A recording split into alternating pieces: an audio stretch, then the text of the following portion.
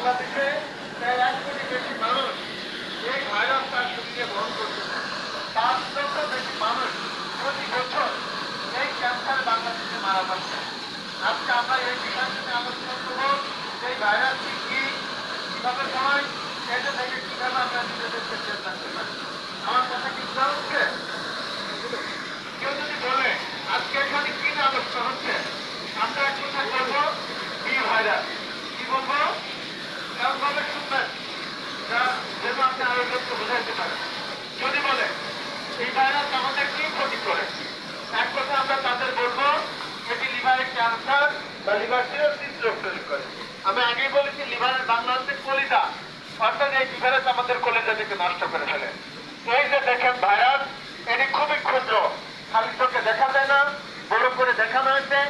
এটা ভাইরাসটি যখন কলিজার মধ্যে